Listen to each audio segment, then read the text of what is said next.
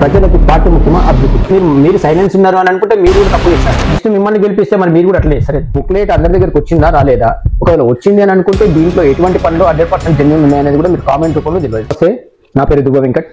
ఈరోజు మనతో పాటు ఉన్నారు 16వ division ex corporator Panchareddy Suresh గారు. ఈరోజు తన డివిజన్ని ఎంతో అభివృద్ధి చేశానని చెప్తున్నారు. వెల్కమ్ టు ఇది సంగతి ఛానల్. ఇది సంగతి ప్రేక్షకులకు ధన్యవాదాలు. మీ రాజకీయ ప్రవేశం అంటే ఇన్ని బిజినెస్లు ఉన్నాయి, అంటే కాపుదాన పనులు అంటే మొత్తం వ్యవసాయం చేసుకుంటూ ఉంటారు కదా, మరి రాజకీయాలకి రావాల్సిన అవసరం ఏమొచ్చింది మీకు? రాజకీయాల కంటే ఫస్ట్ నేను అసలు రాజకీయాలకు రాకముందు నా బిజినెస్ అనేది నాకు ఫస్ట్ మీసే ఉండి ఇక్కడ జిరాక్స్ సెంటర్ మీసే ఉండి అప్పుడు పబ్లిక్ కమ్యూనికేషన్ బాగా పెరిగిపోయింది. సర్వీస్ చేయడం ఫ్రీగా కొన్ని గరీబ్ వాళ్ళకు అట్లా సర్వీస్ చేయడం, ఏమైనా ఉంటే చేయించడం అలాంటిది. దాంతో నాకు కొద్దిగా పబ్లిక్లో కమ్యూనికేషన్ పెరిగింది.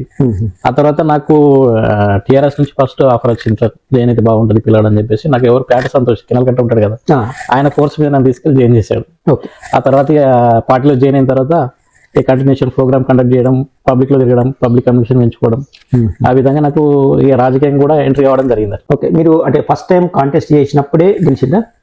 ఫస్ట్ టైం కాంటెక్ట్ చేసినప్పుడు గెలిచింది. అంటే అప్పటికి మీ రాజకీయ అనుభవం ఏముంది? అప్పటికి రాజకీయ అనుభవం అంటే మాకు ఇప్పుడు ఏంటంటే మా కమిటీ పరంగా కొన్ని ఇక్కడ మా బలగం ఎక్కువ ఉంటుంది, మా బంధువులు కానీ అట్లాంటి దాంట్లో నాకు బలగం బాగా సపోర్ట్ చేసారు.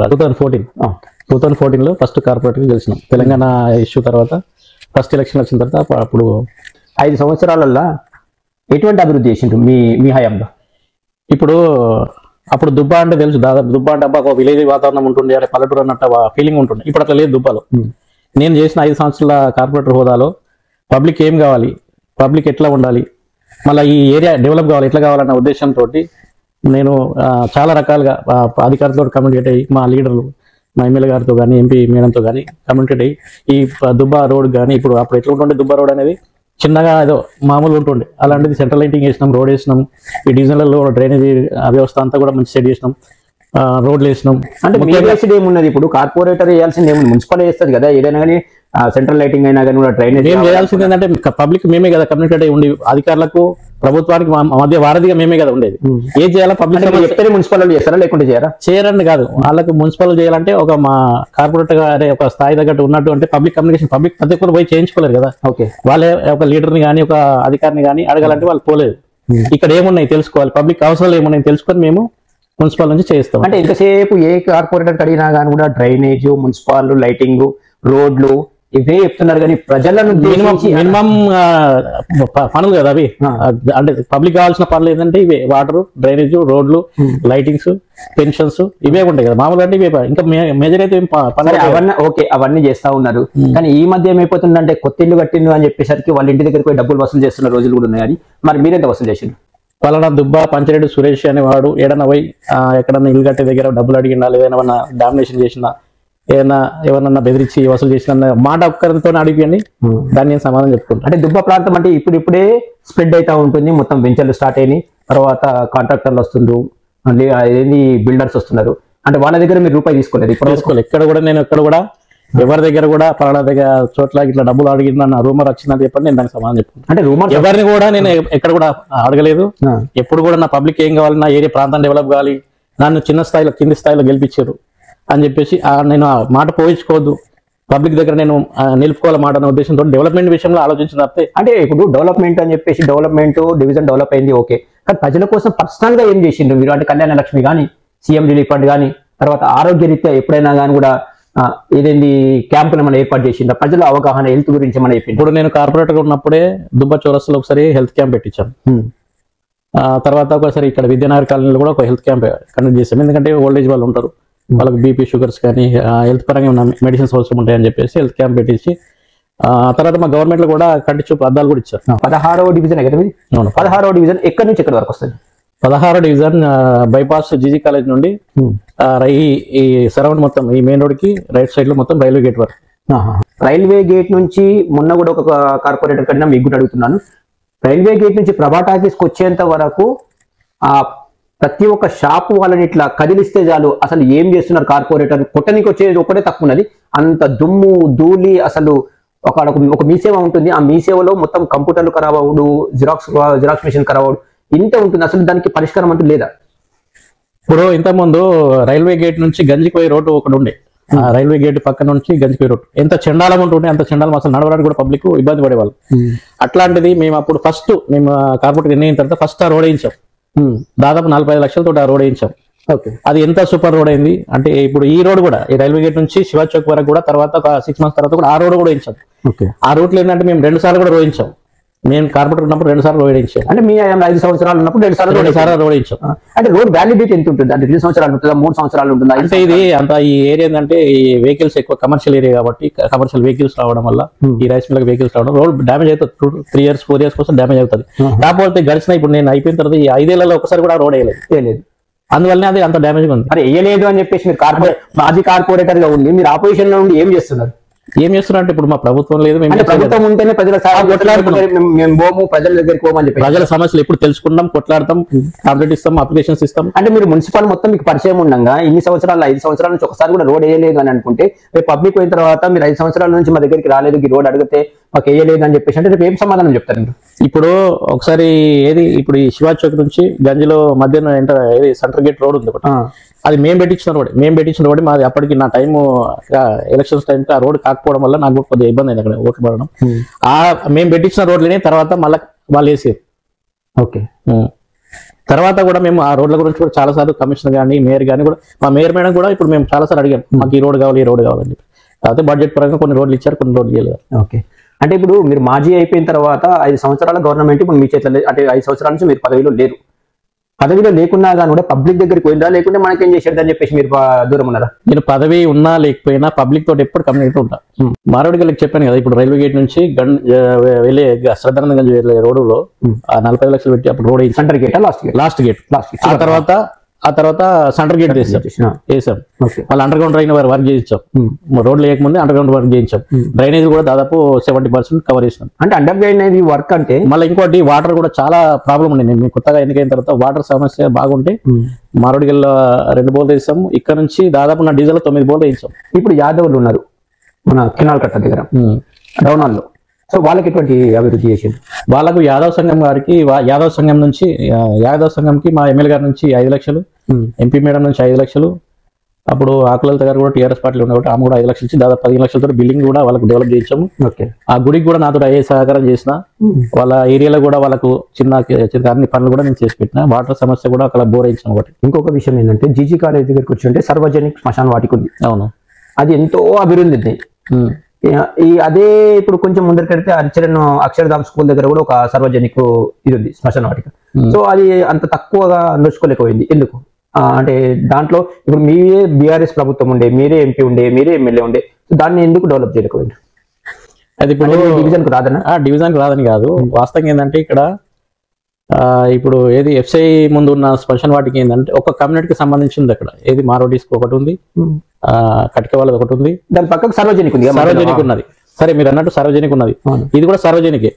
అయితే ఒక డెవలప్ చేయడానికి ఒక మంచి పెద్ద ప్లేస్ కావాలి.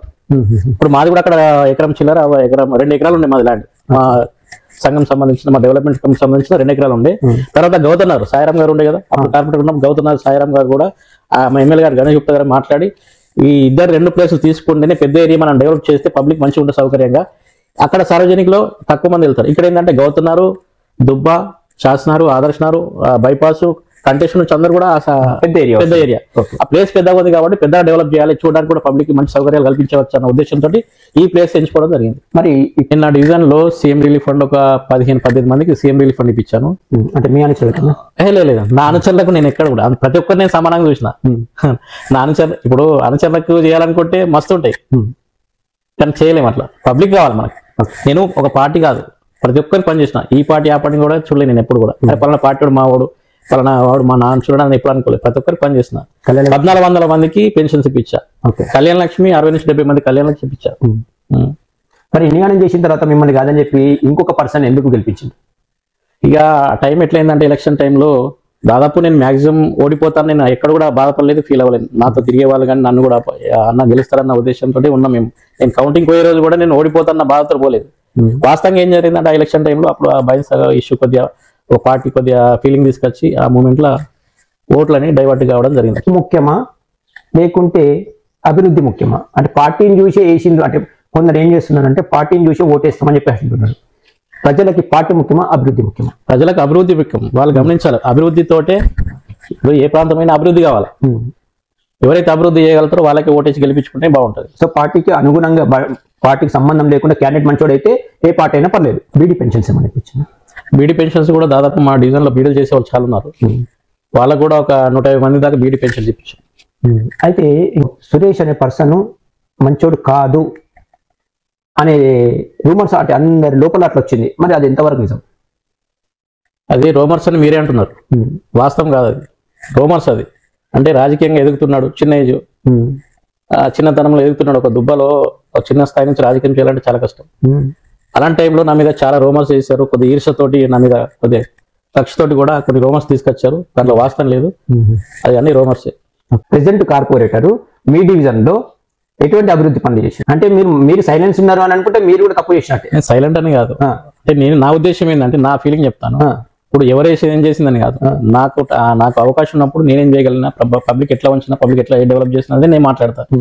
ఎదుటి వ్యక్తి గురించి ఆయన ఏం చేయలేడు అన్నట్టు నేను మాట్లాడలేను. అంటే నువ్వు అది ఒక పబ్లిక్ ఆయన నమ్మి గెలిపించారు కాబట్టి ఆయనకు ఉండాలి, అది ఆయన చేయాలి, డెవలప్ చేయాలని ఉంటే. ఇప్పుడు మీరు కూడా చేయలేడు కాబట్టి పబ్లిక్ కూడా ఆయన యాక్సెప్ట్ చేయరు కదా. అంటే మీరు దుబ్బలు ఉంటలేరా మీకు? అంటే మీరు ఎప్పుడు పొలిటికల్ గానే ఆలోచిస్తారు, ఒక మామూలు మనిషిలాగా ఆలోచించండి. అదే అంటే మామూలుగా మనిషిలాగా మీకు ఏం చేసిండు అనేది డివిజన్ ఎంత డెవలప్ అయిందని చెప్పి మీకు తెలియదు. పబ్లిక్ చెప్తారు, నేను చెప్పి కదా. నేను పబ్లిక్ అన్నా, మీరు పబ్లిక్ లాగా ఒక వాయిస్ ఇవ్వండి. మీరు పబ్లిక్ చెప్తారు అంటున్నా. ఇప్పుడు నేను ఏమంటున్నా, పబ్లిక్ చెప్తారు, రేపు సమాధానం చెప్తారు పబ్లిక్. అంటే ఆయన ఏం చేయలేడని అందరూ తెలుసు. మరి అదే విషయం చెప్పొచ్చు కదా. ఆయన ఏం చేస్తలేడు, అవి ఆ పంచాయతీలో ఉంటున్నా అని చెప్పేసి అందరూ తెలుసు. ఏం డెవలప్ చేయట్లేడని కూడా తెలుసు. ఆ డెవలప్ చేయకుండానే మరి ఇప్పుడు ఇదంతా డెవలప్ అయింది అంటున్నారు. మాయంలో చేసిన డెవలప్. ఇప్పుడు నా డివిజన్ నా ఉన్న ఏరియాలో కూడా ఎక్కడ కూడా ఒక డ్రైనేజ్ కానీ ఒక రోడ్ కానీ అయినా వేయలేదు ఇప్పటి వరకు. వేయలేదు. ఒక ఫంక్షనల్ రోడ్ తప్పితే ఇంకా వేరే ఎక్కడ కూడా వేయలేదు నా ప్రాంతంలో. ఇంకా వేరే ఆధార్ దగ్గర అంటే చిన్న చిన్న డ్రైనేజ్ చేసే తప్పితే మేజర్ గా పెద్ద డెవలప్మెంట్ చేసింది ఏం లేదు. నెక్స్ట్ మిమ్మల్ని గెలిపిస్తే మరి మీరు కూడా అట్లే సరే. నేను చేసిన వర్క్లు ఉన్నాయి, బుక్లెట్ తయారు చేసిన 5 ఏళ్ళు చేసిన వర్క్ బుక్లెట్లు ఉన్నాయి, అవి చదువుకోండి. నేను ఏం చేసినాను దీనికంటే బెటర్ గా చేయాలని ఆలోచిస్తా, కానీ నేను ఇంకా తక్కువ చేయాలని ఆలోచిస్తాను కదా. అంటే ఈ బుక్లెట్ అనేది ఇప్పుడు 16వ డివిజన్ లో సురేష్ గారు చూపిస్తున్నారు. మరి ఈ బుక్లెట్ అందరి దగ్గరకు వచ్చిందా రాలేదా? ఒకవేళ వచ్చింది అని అనుకుంటే దీంట్లో ఎటువంటి పనులు 100% జెన్యూన్ ఉన్నాయనేది కూడా మీరు కామెంట్ రూపంలో తెలియజేయండి. పర్సన్ చూసిండు, ఆయన చేసిందా చేయలేదని పక్కన పెడితే మళ్ళీ రాబోయే కొన్ని రోజుల్లోనే ఎలక్షన్ ఉంది. సో వాళ్ళు కూడా చూస్తూ ఉన్నారు మంచి నాయకుడి కోసము, అభివృద్ధి కోసము. ఒకవేళ మీరే కాంటెస్ట్ చేసి గెలిస్తే ప్రజలకు ఎటువంటి సహాయం చేస్తారు, ఎటువంటి అభివృద్ధి పనులు చేస్తారు? ఇప్పటికి కూడా నాకు నమ్మకం ఉంది. ప్రజలు నా డివిజన్ ప్రజలు నన్ను నమ్ముతున్నారు, నాకు సపోర్ట్ గా నిలుస్తారన్న నమ్మకం నాకు కూడా ఉన్నది. గెలిపించినందుకు వాళ్ళ నమ్మకాన్ని వమ్ము చేయకుండా నేను ఇప్పుడు 5 సంవత్సరాల్లో నేను ఏ విధంగా అయితే డెవలప్ చేశాను, ఏ విధంగా అయితే అందుబాటులో ఉన్నాను ప్రజలకు, అంతకంటే ఎక్కువ నా ప్రజలకు ఏం కావాలి, నా ప్రాంతం అభివృద్ధి కావాలన్న ఉద్దేశంతో, ఇంకా ఎక్కువ అభివృద్ధి చేయాలా అన్న ఉద్దేశంతో నేను ప్రజల ముందుకు వస్తాను. కానీ ఎప్పుడు కూడా ప్రజల నమ్మకాన్ని వమ్ము చేయనని చెప్పేసి కోరుతున్నాను. కార్పొరేటర్ అంటే ఏంటి? కార్పొరేటర్ అంటే సెటిల్మెంట్లు, ఏదో ఒక లీడరు, ఏదో పెద్ద హోదాని ఫీల్ అవుతారు. నాకు అట్లాంటి ఫీలింగ్ ఉండదు ఎప్పుడైనా. కార్పొరేటర్ అంటే ఒక పబ్లిక్ సర్వెంట్. పబ్లిక్ సర్వెంట్ అంటే పబ్లిక్ కావాల్సిన అవసరాలు ఏమున్నాయి అంటే ఒక అధికారులకు, పార్టీకి, ప్రభుత్వానికి మధ్యలో వారధి, ప్రజలకి ప్రభుత్వానికి మధ్య వారధి. అంటే ఏమి కాదు, పబ్లిక్ అందరూ కూడా ఆఫీసులకు పోయి చేసుకోలేరు, అన్ని సమస్యలు వాళ్ళు చెప్పుకోలేరు. ఇక్కడ ప్రాంతంలో మనం గమనిస్తూ ప్రజలతో మనం మమేకమై మళ్ళీ వీళ్ళకి ఏం అవసరం, ఈ ప్రాంత అభివృద్ధికి ఏం కావాలన్న తెలుసుకొని దాన్ని డెవలప్ చేయాలన్న కాన్సెప్ట్ తోటి మేము ప్రజలతోటి, అధికారులతోటి కమ్యూనికేట్ అయి ఉంటాం. Wish you all the best. Thank you Venkat గారు. Thank you.